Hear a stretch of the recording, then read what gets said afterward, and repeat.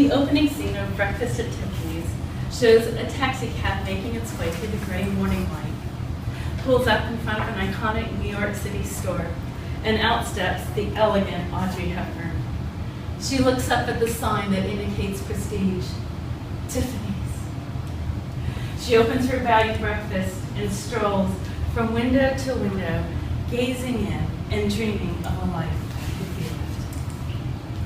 Mr. Toastmaster, fellow Toastmasters, and honored guest, this opening scene has me gaze at that beautiful Hepburn and wonder if I could eat a bagged breakfast with such elegance and grace.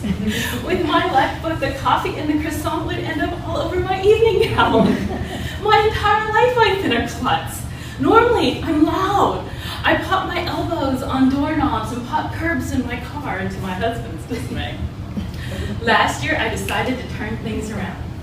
Each year, I conduct a study on one character trait I would like to develop and embody. In the past, I studied listening, financial stewardship, forgiveness, grace, and last year it was elegance. It's a 2-year study now. Elegance is the quality of being fashionable in both style and manner. It can also mean the quality of being pleasingly clever and simple. When I first started to study elegance, I thought I would just learn how to walk in a straight line in way too tall heels without looking stupid. Although my study did start out this way, what I did teach me to learn to move slower. I mean, you can't really walk fast in way too tall heels anyway. By moving slower, I became more aware. And one of the things I became more aware of was my body.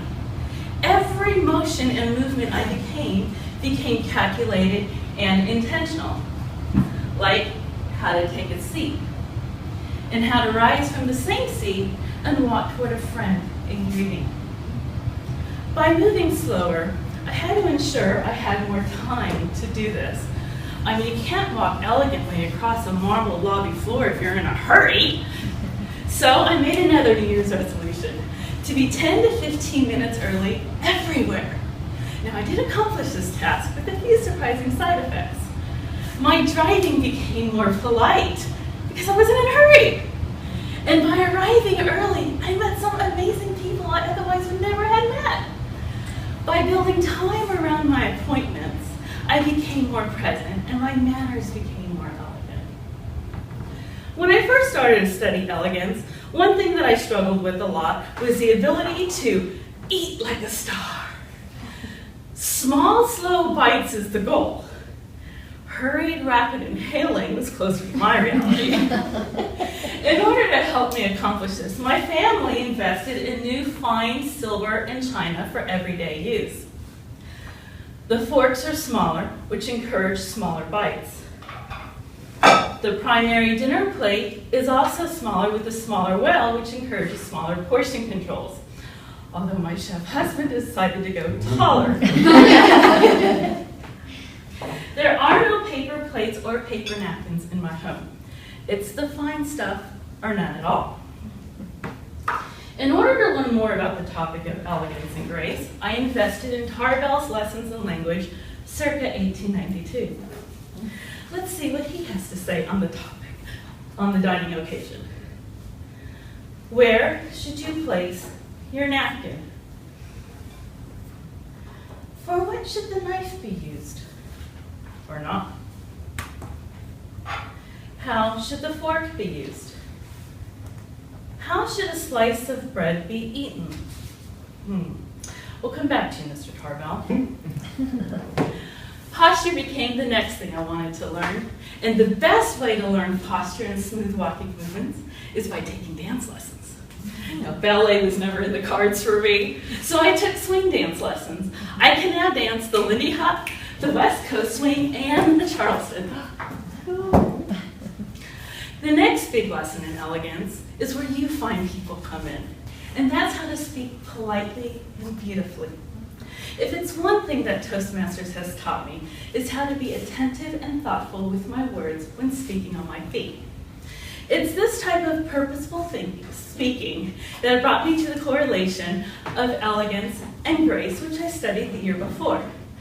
Elegance is rooted in the idea of being intentional in manner and appearance, whereas grace is rooted in forgiveness and kindness. An elegant speaker needs to bring both of these qualities together in order to engage people politely in a conversation and make them feel comfortable. Oh, but let's take this one step further. The hardest trick for me is to maintain that same elegance and grace when engaged in a conversation with a jerk with a potty mouth. Detaching from such conversations requires a little bit of poise, tact, and clever thought. Let's see what else Mr. Tarville has to say on the topic of grace and elegance, shall we? Grammarian, get out your pencil. Politeness goes far, yet costs nothing. Politeness is to goodness what words are to thoughts. Joseph Joubert. Avoid all haste. Calmness is an essential ingredient of politeness. As we near the end of the year, may I encourage each of you to find one character trait that you would like to embody and develop, and devote 2018 to the research and practice of it.